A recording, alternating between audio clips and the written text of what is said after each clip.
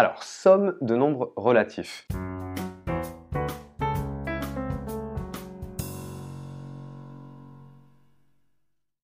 On se souvient des règles, ou en tout cas on les garde en dessous, hein, on les garde encore sous nos yeux, parce qu'on maîtrise peut-être pas encore assez bien tout ça.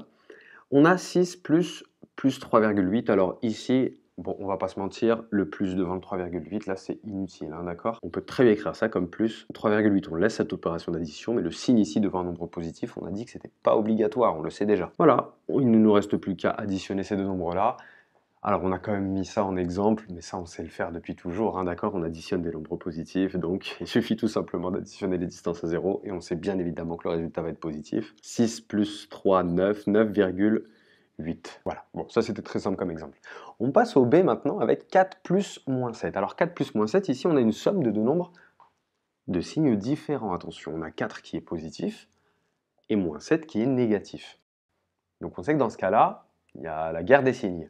Quel est le signe qui va l'emporter? Plus ou moins? Le résultat va-t-il être positif ou négatif? Eh bien, il va avoir le signe du nombre qui a la plus grande distance à 0. Ici, c'est moins 7 qui a la plus grande distance à 0. Sa distance à 0, c'est 7. Celle de 4, c'est 4. Donc, c'est son signe qui va l'emporter. Et pour calculer la distance à 0 du résultat, qu'est-ce qu'on fait? Eh bien, on va prendre la plus grande distance à 0, 7, moins la plus petite, 4. 7 moins 4, ça fait 3. Voilà. Alors ici, je vais faire une petite parenthèse.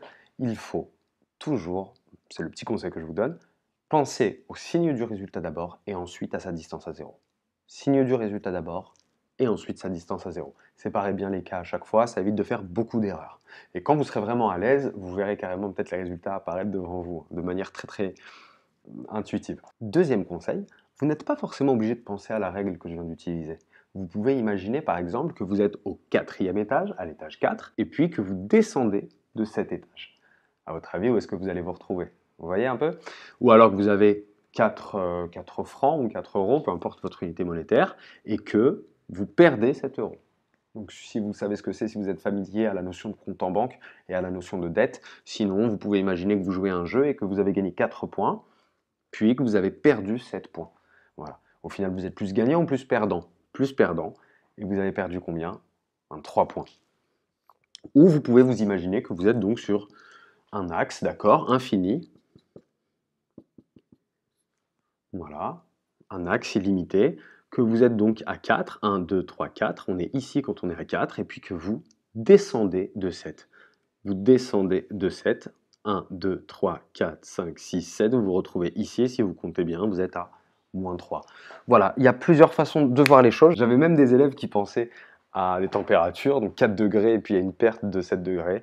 Bon, vous voyez les choses comme vous voulez. L'idée, c'est de trouver le bon résultat, hein, de toute façon, au final. On passe à cet exemple-là. Donc, on a une somme, toujours pareil, de deux nombres. Alors, cette fois-ci, ils sont tous les deux négatifs. Alors, somme de deux nombres de même signe, exactement comme dans ce cas-là. Le résultat, il va avoir le signe de ces deux nombres-là. Il va avoir le signe commun. Notre résultat, il va donc être négatif. On pense d'abord aussi. Et puis ensuite, pour avoir la distance à 0, eh bien, on va non pas les soustraire comme ici, mais les additionner. 3,5 plus 5, 8,5. Alors pareil, hein, si vous ne voulez pas passer par la règle, c'est très simple. Vous dites j'ai perdu 3,5 points et je perds encore 5 points. Ben, on est plutôt perdant, oui, on a perdu 3,5 points et 5 points, donc 3,5 plus 5. On passe au dernier exemple. Alors ici, ben, il va exister plusieurs façons de faire, d'accord? On a moins 4 que l'on ajoute à 3,5 que l'on ajoute à moins 2. Donc soit on peut faire l'étape où on additionne deux nombres de signes différents, on redescend le moins 2, et puis ensuite on donne le résultat final. Ou bien on peut additionner ces deux nombres de même signe, moins 4 et moins 2, d'accord, puis auquel on ajoutera donc 3,5 après. Vous faites exactement comme vous voulez. Là, je vais choisir d'additionner ces deux nombres-là, ces deux nombres de même signe. C'est pas exactement comme on a fait dans le cours, dans le polycopier du cours, mais justement, c'est fait pour varier. Donc on va prendre moins 4 et moins 2. Moins 4 et moins 2, qu'est-ce que ça fait? Ben, c'est une somme de deux nombres de même signe, le signe commun. Et on additionne les distances à 0, ça fait moins 6. Et bien évidemment, on n'a pas touché à plus 3,5, donc on le réécrit. Et là maintenant, il nous reste une petite somme là, de deux nombres de signes différents. Moins 6 plus 3,5. Le signe qui l'emporte, c'est le signe de moins 6, c'est celui qui a la plus grande distance à 0. Et on fait la plus grande distance à 0, 6, moins la plus petite, 3,5, ce qui nous donne moins 2,5. Et on trouve le même résultat que ce qu'on avait fait avant. Je crois que dans le polycopier de cours, on avait additionné ces deux nombres-là, qui font moins 0,5, plus moins 2, bah, ça fait moins 2,5. Voilà. On arrivera au même résultat. Donc, pas de panique. Faites-le dans l'ordre que vous voulez, juste ne vous trompez pas de règle. Voilà.